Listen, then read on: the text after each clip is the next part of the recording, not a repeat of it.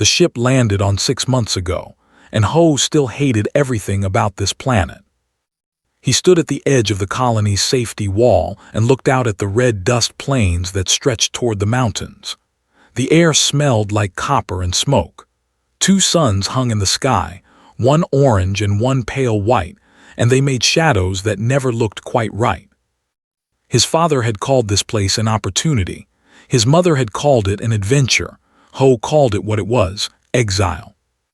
Back on Earth, he had friends. He had school. He had a life that made sense. Now he had a metal box to sleep in, recycled water that tasted like plastic, and aliens who looked at him like he was food.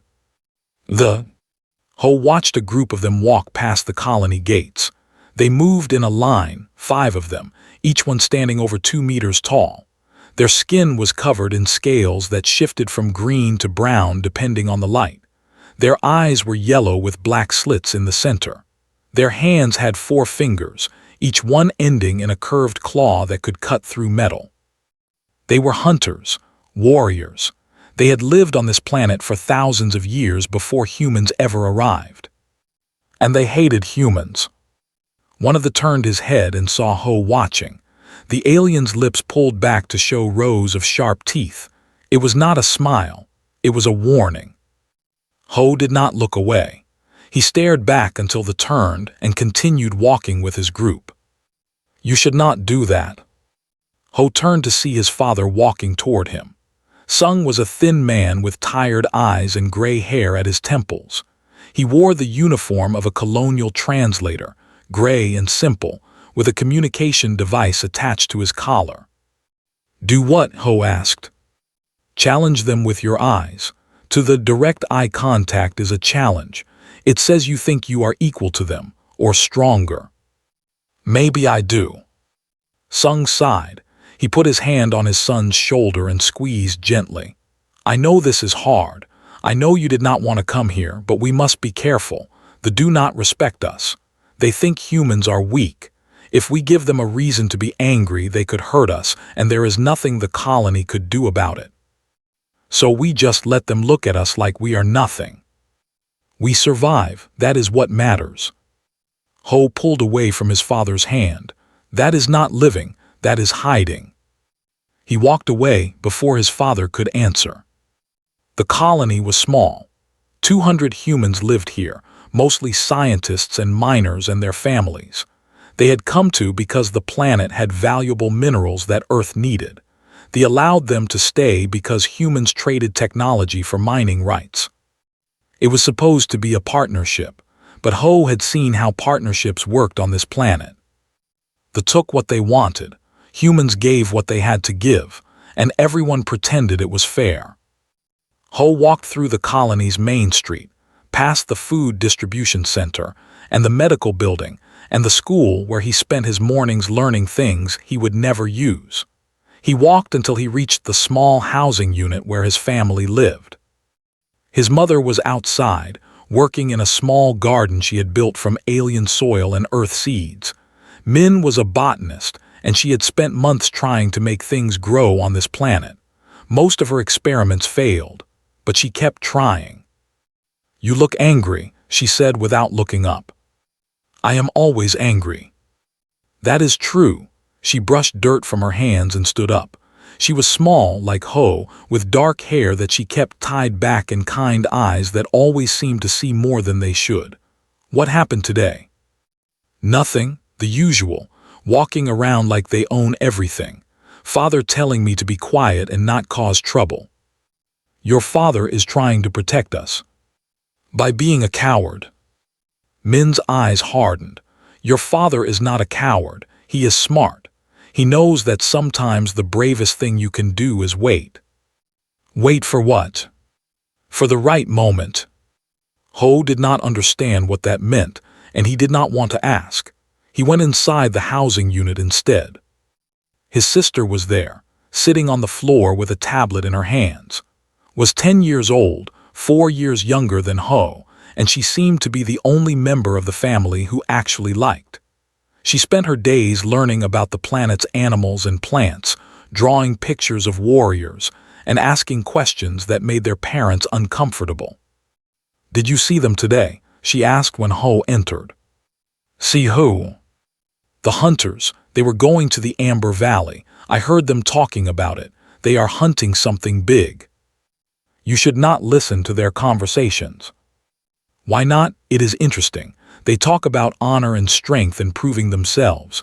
It is like the old stories from Earth, like samurai or knights." Ho sat down on his bed and looked at his sister. She was too young to understand.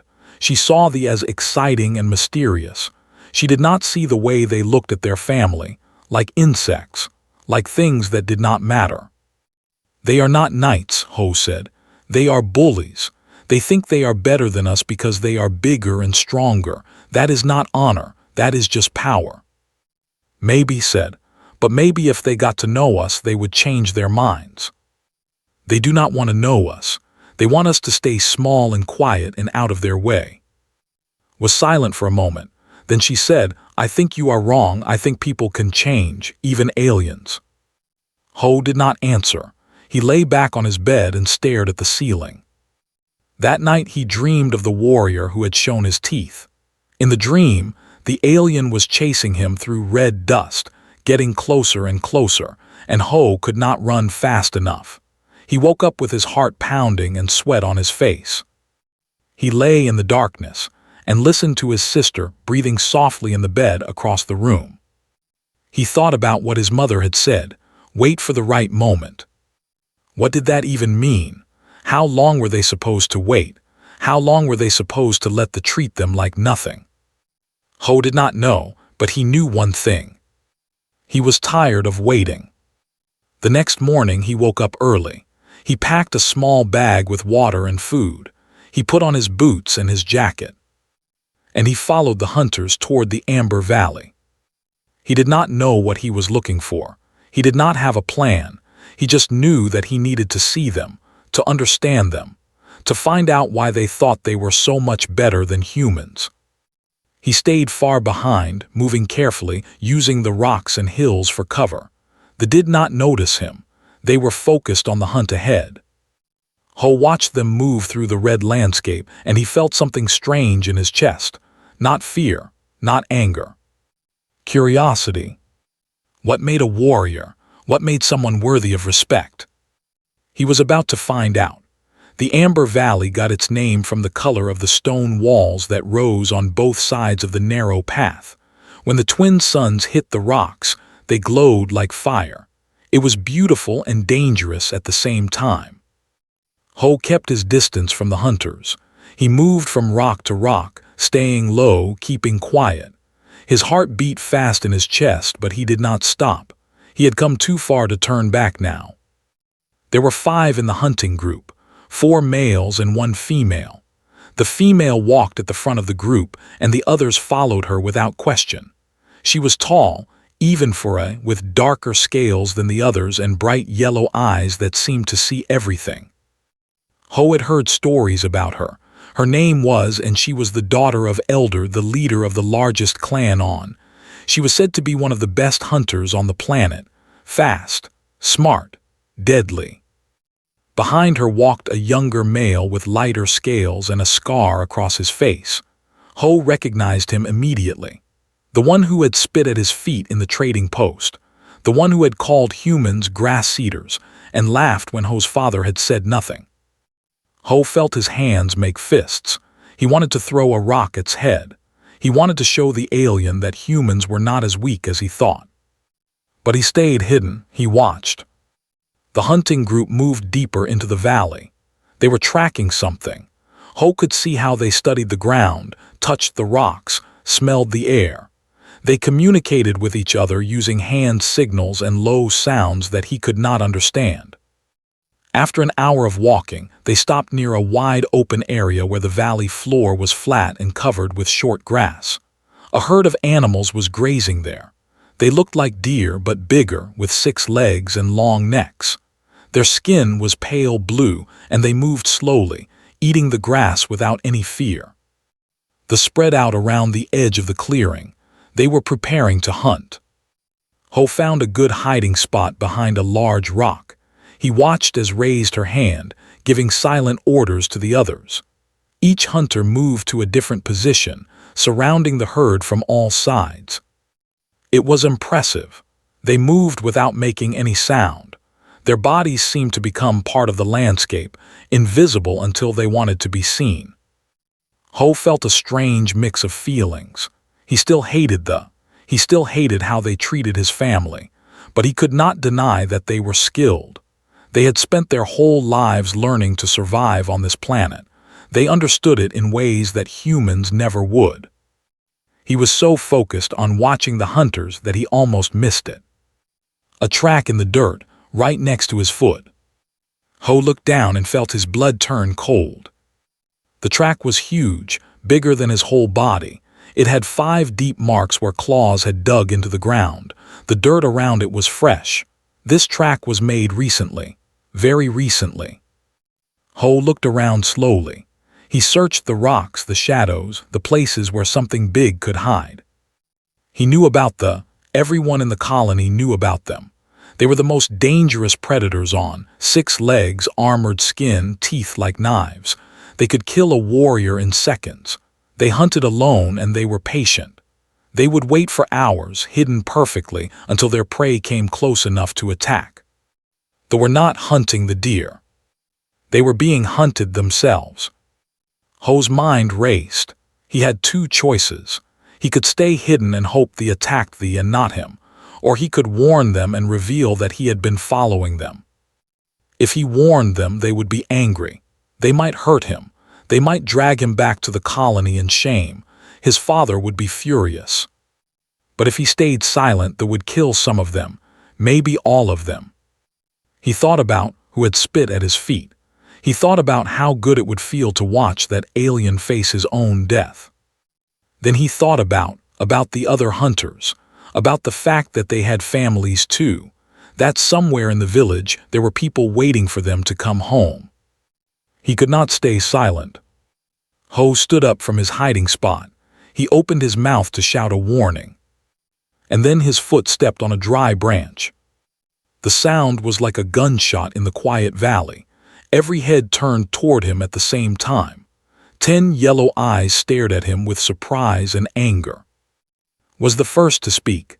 A human, here. He started walking toward Ho, his claws clicking against the rocks. You followed us. You dare to spy on hunters. Wait, Ho said, holding up his hands. You need to listen to me. There is a... Silence, grabbed Ho by the front of his jacket and lifted him off the ground. The alien's face was close to his, and Ho could smell his breath, hot and sour. You have broken our laws. You have entered hunting grounds without permission. I should kill you now. Let him speak. The voice was calm and cold, turned his head, was walking toward them, her spear in her hand. He is just a human child, said. He knows nothing. He is probably lost. I am not lost, Ho said. He struggled in his grip but could not break free. I followed you because I wanted to see how you hunt, but that does not matter now. You have to listen to me. There is a in this valley. Laughed, oh, you expect us to believe that. You are trying to trick us. I am not lying. I saw the tracks. They are fresh. The is here right now watching us. If you do not believe me, look at the rocks behind you. Look at the shadows. It is waiting. His laughter stopped. He looked at. Did not speak. Her eyes moved slowly across the landscape, studying every rock, every shadow. The other hunters did the same. The valley became very quiet. Then one of the hunters, a large male at the edge of the group, made a low sound. A warning. He had found the tracks. His grip tightened on her spear. She looked at Ho with new eyes, not friendly, but not angry either. Put him down, she said too. Dropped Ho without care. Ho hit the ground hard and scrambled back to his feet. How did you see the tracks before we did? Asked. I was looking in a different direction. I was hiding behind that rock. Ho pointed. The tracks are right there. Walked to where he pointed. She knelt down and studied the ground. When she stood up, her face was hard. He speaks truth. Thee is hunting us. She looked at her hunters. Form a circle, backs together, eyes outward, it is close. The moved fast. They formed a tight group in the center of the clearing, spears pointing out in all directions. Ho stood alone, outside the circle. "What about me?" he asked. Smiled, it was not a kind smile. "You wanted to see our hunt, human. Now you will see it, try not to die." And then the attacked, that came from above. It had been hiding on a ledge pressed flat against the amber stone, its skin changing color to match the rock. None of them had seen it. Not Ho. It had been watching them the whole time, waiting for the perfect moment. And now it moved. 4 tons of muscle and armor dropped from the cliff and landed in the middle of the clearing. The ground shook. Dust exploded into the air. The blue deer screamed and ran in all directions. Ho had never seen anything like it. It was massive. 6 legs, each one thick as a tree trunk, ending in claws that could tear through metal. Its body was covered in overlapping plates of natural armor, dark gray and from old battles. Its head was flat and wide, with 4 small eyes and a mouth full of teeth that curved backward like hooks. It was built to kill. The hunters scattered. Their circle broke apart as they charged. One hunter was too slow. The beast's tail swept across the ground and hit him in the chest. He flew through the air and crashed against the cliff wall. He did not get up. Shouted orders in the language. The hunters spread out, trying to surround the creature, but it was fast, too fast. It turned and charged at another hunter, jaws snapping. The dove aside, but the claw caught his leg. Blood sprayed across the amber rocks. Attacked from behind. He drove his spear into this back, aiming for the gap between armor plates.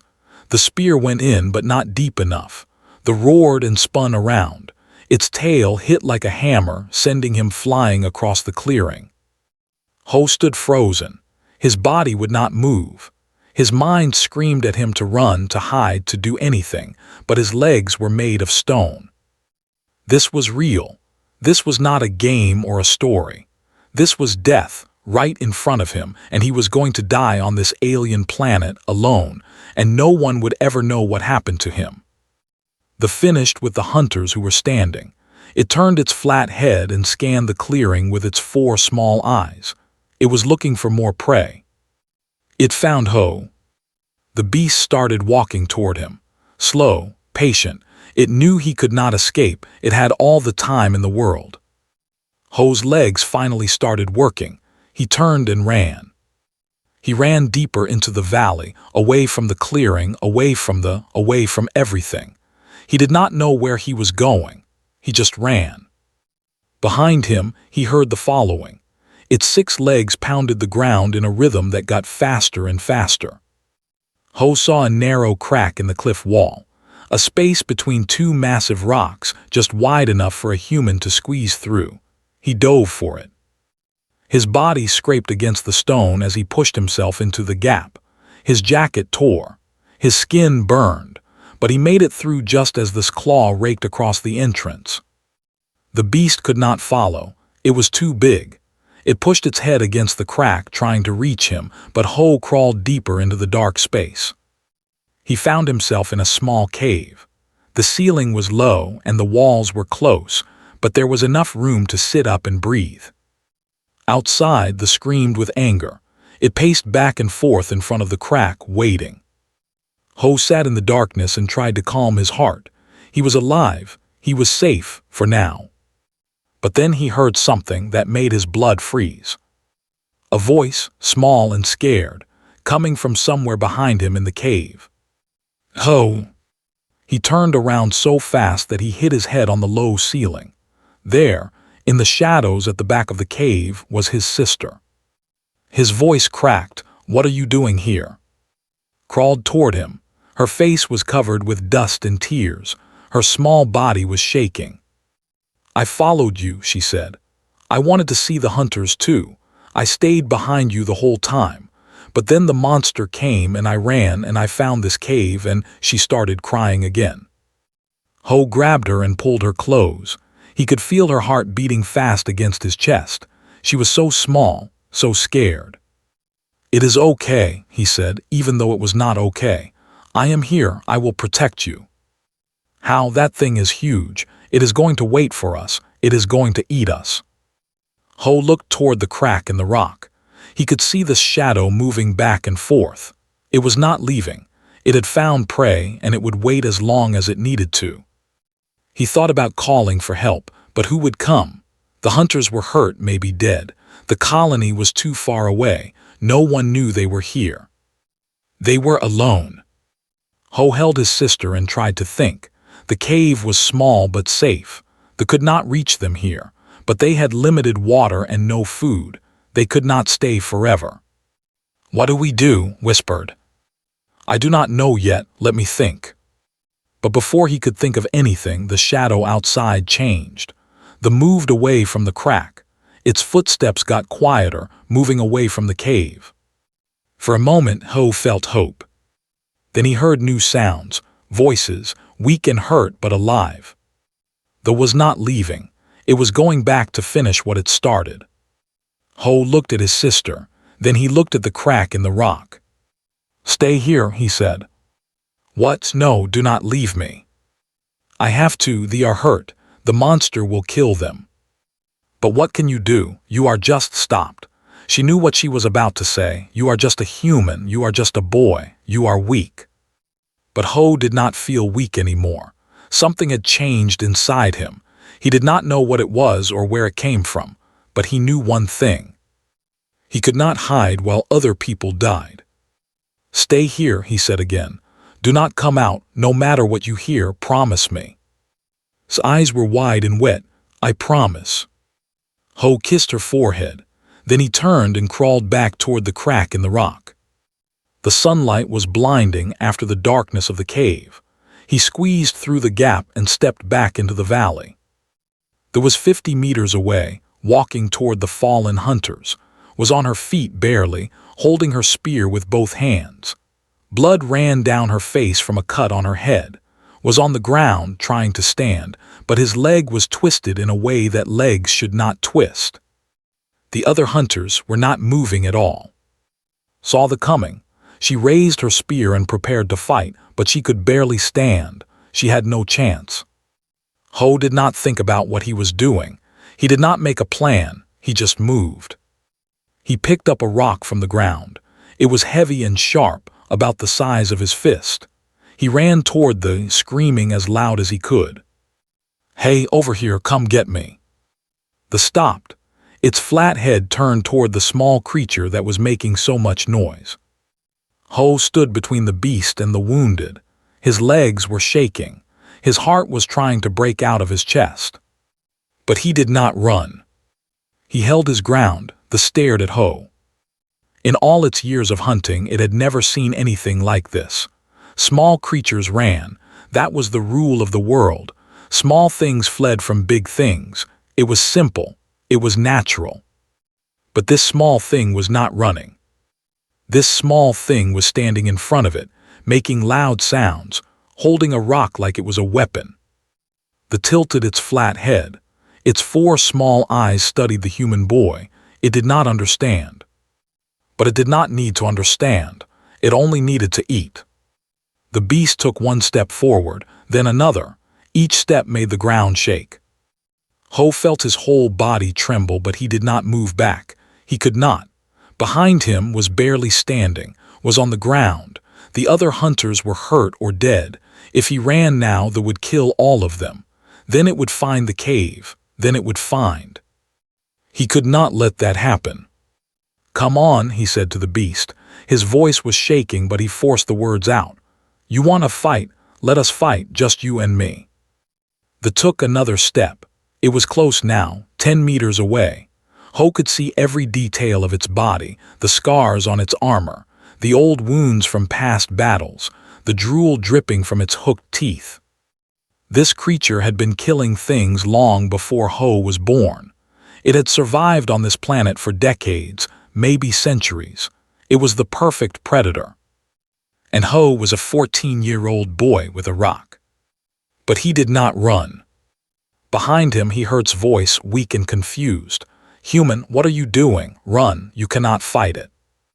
"I know," Ho said without turning around, "but I am not going to let it hurt you." "Why, we are nothing to you. We treated you like dirt." "I know that too." There was 5 meters away now. It lowered its body, preparing to charge. Its back legs tensed. Its claws dug into the ground. Ho raised his rock. His arm was shaking so badly that he could barely hold it. The lunged. Everything happened very fast. Ho did not try to block the attack. That would have been stupid. The beast weighed 100 times more than him. Instead, he did what humans had always done when faced with bigger, stronger enemies. He moved. He dove to the left, rolling across the rocky ground as the jaws snapped closed where his head had been. The beast's momentum carried it forward, past Ho, and it needed a moment to stop and turn around. Ho used that moment. He ran toward the cliff wall, toward the crack where was hiding. If he could get back inside, he would be safe. But he was not fast enough. The tail swept across the ground and hit his legs. Ho went flying. He crashed against the rocks and felt pain explode through his whole body. His rock flew from his hand and landed somewhere in the dust. He tried to get up, but his legs would not work. The world was spinning. He could taste blood in his mouth. The walked toward him slowly. It knew he was hurt. It knew he could not run anymore. There was no hurry. Ho pushed himself back against the cliff wall. His hand touched something sharp, a smaller rock just big enough to fit in his palm. He grabbed it. The stopped right in front of him. It lowered its massive head until its face was close to Ho's. Its breath was hot and smelled like death. Its 4 eyes looked into his too. Ho was going to die, he knew it. There was no escape, no rescue, no hope. But if he was going to die, he was going to die fighting. He screamed and drove the sharp rock into the sky. The beast roared with pain. It was a sound so loud that it echoed off the valley walls. The pulled back, shaking its head, blood pouring from its ruined eye. Ho did not waste time.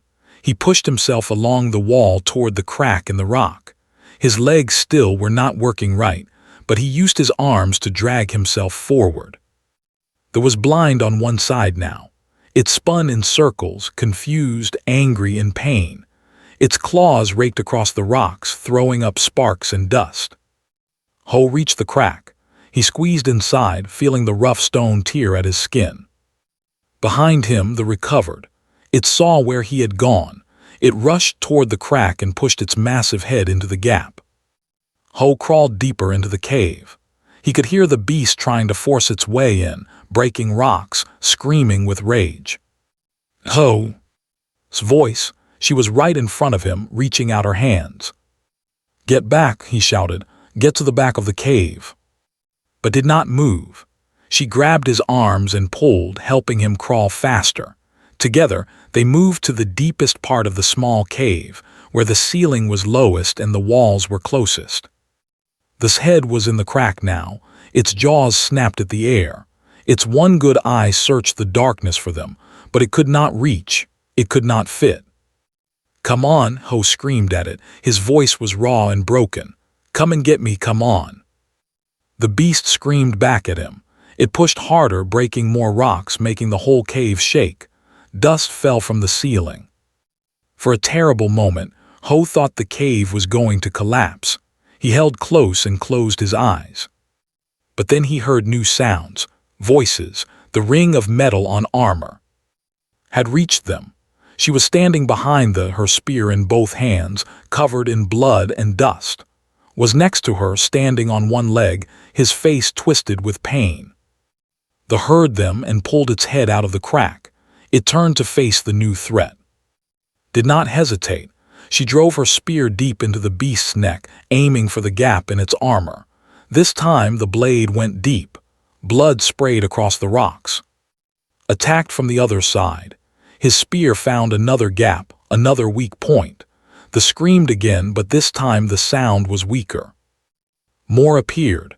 The hunters who had been hurt were back on their feet, wounded but still fighting. They surrounded the beast and attacked from all sides. They fought back. It killed one more hunter with a sweep of its tail. It wounded another with its claws, but it was bleeding from too many wounds. It was growing weak. Finally, climbed onto its back. She raised her spear and drove it down through the top of the beast's skull. The shuddered once, then it fell. The valley was silent. Ho and stayed in the cave, holding each other, listening to the sound of the breathing hard outside. Then's face appeared at the crack in the rock. Her yellow eyes found Ho in the darkness. "Human," she said, "you can come out now, it is dead." Ho did not move at first. He was not sure his legs would work. He was not sure anything would work ever again. But took his hand and pulled him forward. Together, they crawled out of the cave and into the bloody light of the amber valley. The lay dead in the center of the valley, its blood soaking into the red dust. Its body was massive even in death, a mountain of armor and muscle that had terrorized this planet for longer than any of them had been alive. And standing next to it was a human boy. The hunters gathered around, but they did not look at the beast. They looked at Ho. He was a mess. His clothes were torn and covered with blood and dirt. His face was scratched. His legs were so weak that he could barely stand, held onto his arm, keeping him upright. In his hand he still held the small rock, the one he had used to blind the. It was red with blood. No one spoke for a long time. The only sounds were the wind moving through the valley and the heavy breathing of the wounded hunters. Was the first to move. He limped toward Ho, his broken leg dragging behind him. His face was hard to read. Was it anger, confusion, something else? Ho prepared himself to be hit, or yelled at, or thrown to the ground.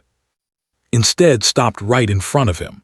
The tall alien looked down at the small human boy. Their eyes met. Then did something that Ho never expected. He knelt. The warrior lowered himself to the ground, bending his broken leg with a grunt of pain. He put his forehead to the dust in front of Ho's feet. "I was wrong," said. His voice was rough but clear. "You are not weak. You are not prey. You stood when I could not. You fought when I could not. I owe you my life." Ho did not know what to say. He stood there, mouth open, heart pounding. One by one, the other hunters knelt, even the ones who could barely move, even the ones who had to crawl to get there. They pressed their foreheads to the ground before a 14-year-old human boy. Was the last one standing. She walked slowly toward Ho, her spear resting on her shoulder. The wind moved her dark hair around her face. She stopped in front of him and studied his eyes for a long moment. "We saw what you did," she said.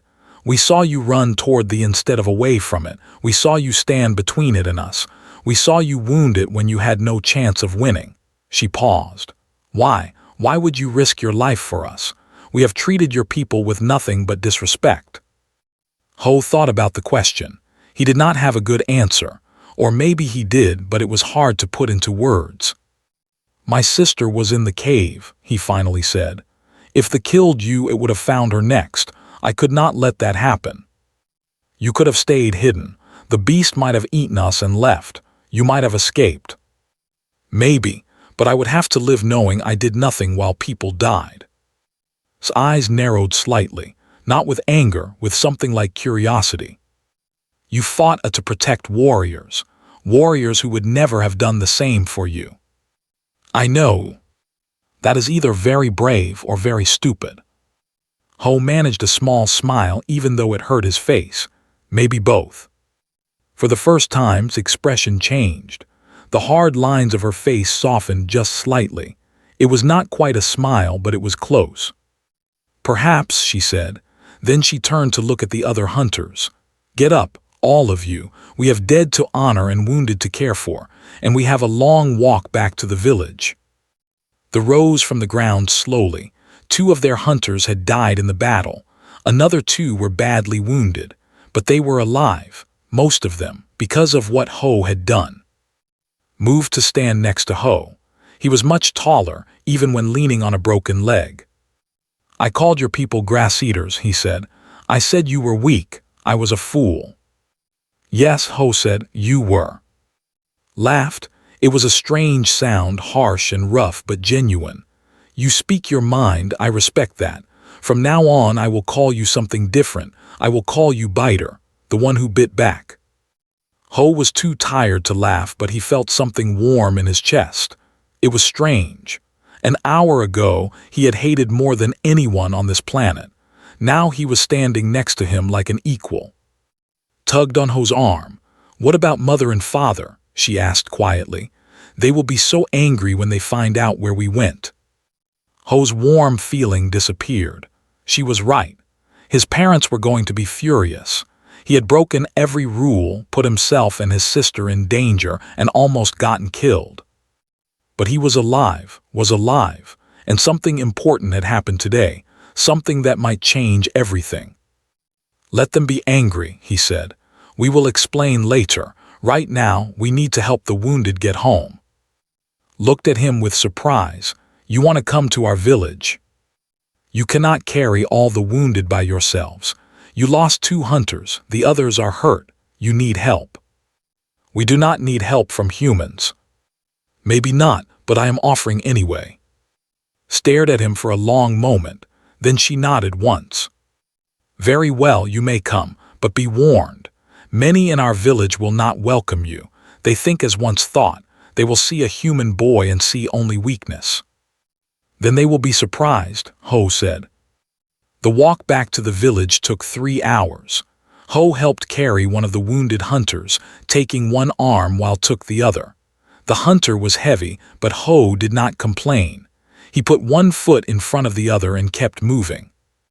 Walked beside. The tall hunter did not speak to her, but she did not push her away either. Sometimes would point at things and ask questions, and would answer with short, simple words. By the time they reached the village, the suns were setting. The sky was turning purple and orange, and the first stars were appearing. The village was built into the side of a cliff. Houses were carved from the rock itself, with doors made of wood and metal. Torches burned in holders along the main path. Hundreds of yellow eyes watched from the shadows as the hunting party returned. Word spread fast. A human boy had fought a human boy had blinded the beast and saved warriors. By the time they reached the center of the village, a crowd had gathered. Old and young, warriors and children. They all stared at Ho with expressions he could not read. Then a voice cut through the silence. It was deep and powerful, like the sound of stones grinding together. Bring the human to me. The crowd parted. At the end of the path stood the largest that Ho had ever seen. He was old, with scars covering his scales and one arm that ended at the elbow, but his eyes were sharp and fierce. Elder, the leader of the clan. His father. Ho straightened his back and walked forward on legs that were barely working. He stopped in front of the elder and looked up into those ancient yellow eyes. The elder looked back. Then he smiled. It was a terrifying smile, full of teeth, but there was warmth in it, a kind of fierce pride. So said, you are the one who bit the. Ho nodded. He was too tired to speak. Good. The elder put his remaining hand on Ho's shoulder. The weight was almost enough to push him to the ground. Tonight, we will talk. You will tell me your story, and then we will see what kind of creature humans really are. The central fire burned high, casting orange light across the stone walls of the village. Every in the clan had gathered around the flames. Warriors sat cross-legged on the ground. Elders rested on carved stone seats. Children watched from the shadows of doorways. At the center of it all stood Ho. His wounds had been cleaned and wrapped by healers. They had used strange plants and thick bandages that smelled like earth and copper. His legs still hurt, but he could stand now. That was important. He needed to stand. Sat near the edge of the circle, surrounded by young who stared at her with open curiosity. She did not seem afraid. She stared back at them with the same curiosity. Elder stood by the fire, his massive shadow stretching across the stone floor. When he raised his hand, the entire village went silent. Tonight we speak of what happened in the Amber Valley, the elder said. His voice filled the space without effort. "Tonight, we judge the truth of what our hunters saw." Murmurs ran through the crowd. Many had heard the stories already. A human boy faced a human boy wounded it. A human boy stood when warriors fell. But stories and truth were different things. They needed to hear it from witnesses. That was their way. Stepped forward. The firelight caught her scales, making them glow like dark gold. "I will speak first," she said. "I led the hunt. The responsibility is mine." Nodded, "Then speak." Turned to face the crowd. "We went to the Amber Valley to hunt grasswalkers. The hunt should have been simple, but we were not alone. A was waiting for us. It attacked from above without warning. We were not prepared." A low sound moved through the crowd. Shame. They prided themselves on their awareness, their hunting skills. To be ambushed was a failure. "Two of our hunters died in the first moments," continued. "Others were wounded. The beast was large and fast. Our spears could not find its weak points. We were losing." She paused and looked at Ho. The human boy was there. He had followed us from the colony. We did not know this until he revealed himself to warn us about he had seen its tracks when we had not. More murmurs. Some looked at Ho with suspicion, others with confusion. "When the beast attacked," said, "the human did not run. He watched. He waited. And when the turn to finish us, he put himself between the beast and our wounded." Now the murmurs became louder. Some stood up to see Ho better.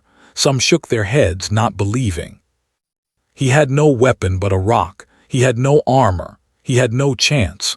But he screamed at and challenged it to fight him. He drew its attention away from us. He gave us time to recover." Stepped forward now. His leg was bound tight and he walked with a stick, but his voice was strong. "I saw it," he said. "I was on the ground, my leg broken. The beast was coming to kill me. And then this human, this boy, this child ran between us. He hit with a rock. He got its attention. It chased him instead of finishing me." He turned to look at Ho with something that might have been respect. "The beast caught him, knocked him to the ground. I thought he was dead. But when the leaned in to eat him, the human drove a sharp stone into its eye. He blinded it, wounded it. He did what none of us could do." The crowd was completely silent now. "I have called humans weak," said, his voice rough with emotion. "I have said they are prey, not hunters. I was wrong. This human boy has more courage than any warrior I have ever met, and I owe him my life." Stepped back, and for a long moment, no one spoke. Then Elder walked toward Ho. Each step was slow and deliberate. The old stood before the human boy and looked down at him with ancient eyes. "Human," he said, "is what they say true? Did you do these things?" Ho's throat was dry. He forced himself to speak. "Yes, I did." Why would you risk your life for? We have treated your people with nothing but contempt. We have called you weak. We have spat at your feet. Why would you stand for us?"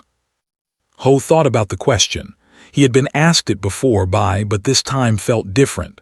This time, the whole clan was listening. "I did not do it for he said. "I did it for my sister. She was hiding in a cave nearby. If they had killed your hunters, it would have found her next. I could not let that happen." Nodded slowly. "You fought to protect your family. That is something we understand." "But that is not all," Ho said.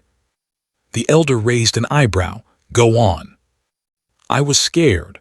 More scared than I have ever been in my life. Every part of me wanted to run and hide, but I could not. I could not watch people die when I might be able to help, even if they were people who hated me." The words came out faster now, like water breaking through a wall. "Humans are not strong like we are not fast. We do not have claws or armor, but we do not give up. When something threatens our families, our friends, our people, we fight. Even when we know we cannot win, we fight anyway, because the fight itself matters, because standing up matters, because courage is not about winning. It is about choosing to face the thing that scares you." Ho stopped. His heart was pounding. He had said more than he meant to say. The silence stretched on. then did something strange. He laughed. It was a deep, rumbling sound that echoed off the stone walls. Others looked shocked. The elder rarely laughed. "You speak well, human," said. "You speak like a warrior." He reached up and touched something around his neck. A pendant, a fang on a leather cord. It was old and yellow, cracked from age. "This is from my first kill," said. "I took it from a beast that nearly killed me when I was young, younger than you. I have worn it every day since. It reminds me what courage costs." He lifted the cord over his head and held the pendant in his palm. "Today I give it to you." The crowd gasped. This was not a small thing. The elder's first kill token was sacred. To give it away was unheard of. Place the cord around Ho's neck. The fang rested against his chest, heavy and warm. "From this day forward," the elder announced, "this human is friend. He has earned a place in our songs. His courage will be remembered when all of us are dust." The crowd erupted, not with anger, not with protest, with roars of approval. Warriors stamped their feet and pounded their chests. The sound was overwhelming. Ho stood in the center of it all, unable to move, unable to breathe. The fang pendant felt like it weighed 1,000 pounds. Ran to him from across the circle and threw her arms around his waist. She was crying and laughing at the same time. "You did it," she said. "I told you people could change." Ho held his sister and looked out at the crowd of aliens who were cheering for him. His enemies, his hunters, now something else entirely. He did not know what the future would bring. He did not know if this moment would change anything between humans but he knew one thing. He was not afraid anymore. The weeks after the fight changed everything. At first, Ho's parents were furious. Sung had shouted until his voice gave out. Min had cried and held her children so tight that Ho could barely breathe. They grounded both of them for a month. But when they started visiting the human colony, the anger turned into something else. Confusion at first, then surprise, then understanding. Elder himself came to speak with Sung. The two of them talked for 3 hours while Ho waited outside, worried that something had gone wrong. But when his father came out, his face was different, softer, almost hopeful. "They want to learn about us," Sung said. "Not just trade with us. Learn about us, about our history, about how we spread across the stars, about who we really are." It started slowly. A few warriors would walk through the colony, asking questions.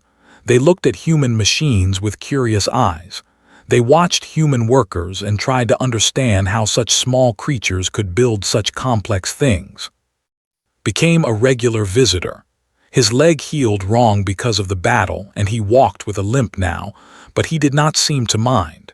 He said the limp reminded him of what he had learned. "I spent my whole life thinking size was everything," he told Ho one afternoon.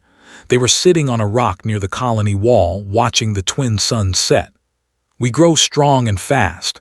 We fight with our bodies. It is all we know. But you humans are different. You fight with your minds, with your tools, with your will." "We have to," Ho said. "We are not strong like you. We never were. So we learn to use everything else." Nodded slowly. "Your father told us stories last night about your ancestors, the ones who lived before you had machines. The early humans." "Yes," he said, "they would chase animals for days, not to fight them, just to make them tired. He said they would follow and follow until the animal could not run anymore, and then they would kill it." Ho smiled. "Persistence hunting. My grandfather used to tell me about it. Humans are not fast, but we can keep going longer than almost any other animal. Our bodies are built to endure." "That is terrifying," said, but he was smiling too. To be chased by something that never gives up, that never stops. No matter how far you run or how fast you go, it just keeps coming. "We do not give up easily," Ho agreed. "It is one of our best and worst traits."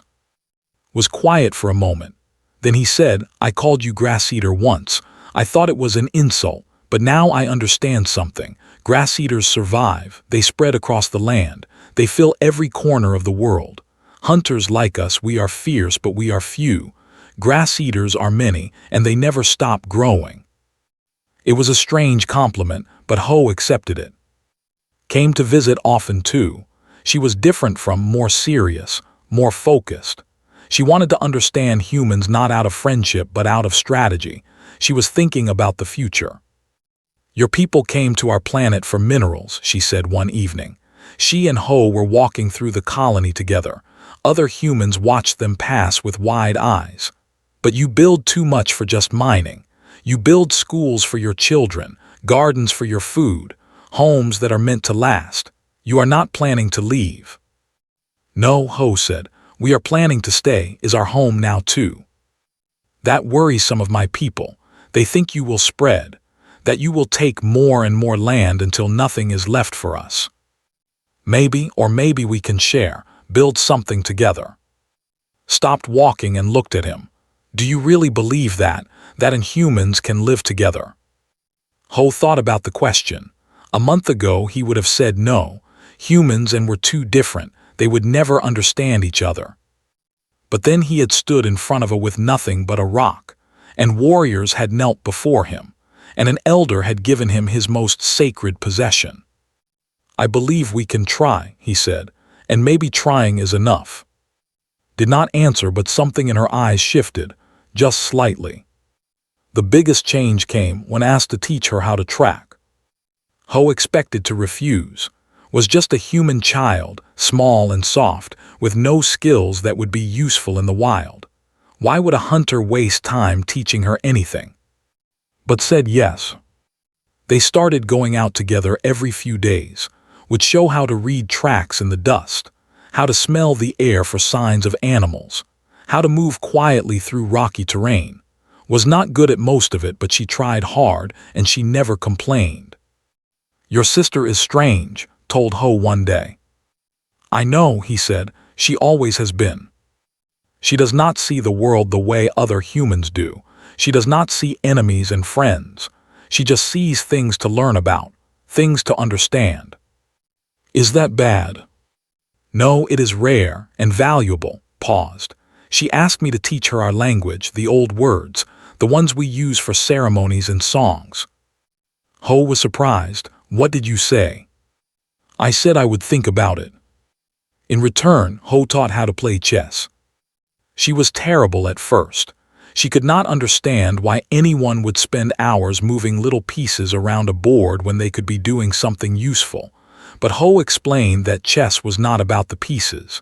It was about thinking, about planning, about seeing 10 moves ahead of your opponent. Your people invented a game about war, said after her 5th loss. We have many games about war. Why, you are not a fighting species. You said so yourself. Ho moved his queen across the board and put her king in danger. We are not a fighting species because fighting is easy for us. We are a thinking species, but thinking about fighting is different. It makes us ready for when fighting becomes necessary. Stared at the board. Then she looked up at Ho with those bright yellow eyes. You are more dangerous than we ever imagined. Thank you. It was not entirely a compliment. On the anniversary of the battle, they held a great feast. They invited the entire human colony. Most humans were afraid to go, but Sung convinced them. This is history, he said. This is the first time and humans will share a meal. We cannot miss it. The feast was held in the central square of the village. Long tables made of stone were covered with food from both cultures. Roasted meat from hunts, vegetables from human gardens, strange fruits that neither species recognized. Ho sat at the head table, next to Elder. Sat on his other side, talking excitedly with a group of young who seemed fascinated by her stories about Earth. Stood up and raised his cup. Tonight, we honor the biter, the human boy who showed us that strength is not everything. They roared their approval. They pounded the tables with their fists. Humans joined in, clapping and cheering. Ho felt his face turn red. He was not used to being celebrated. Elder leaned close to him. "You are embarrassed." "A little." "You should not be. What you did was remarkable, but more remarkable is what happened after. You showed us something we had forgotten." "What is that?" The elder smiled. It was still terrifying, but Ho had learned to see the warmth behind the teeth. "That we do not have to face the universe alone, that there are other creatures out there who understand courage, who understand sacrifice, who would stand beside us when the darkness comes." Raised his own cup. "To humans," he said, "who fight not because they are sure they will win, but because some things are worth dying for." They repeated his words. Their voices echoed off the cliff walls and rose into the night sky. Ho looked at his family, his father who had spent years trying to build bridges between species with words, his mother who had planted seeds on an alien world and refused to give up, his sister who saw wonder everywhere she looked. And then he looked at the around him, warriors and hunters, fierce and proud, different from humans in every way that mattered. Except one. They understood what it meant to protect the people you loved. Ho raised his cup and drank with them. He was 14 years old. He was far from home. He was surrounded by aliens who had once wanted him dead. And he had never felt more alive. The future was uncertain. There would be challenges, misunderstandings, maybe even conflicts. Building a new world together would not be easy. But as Ho looked at the two moons rising over the village, he knew something important. It was possible. It was worth fighting for. And he was ready.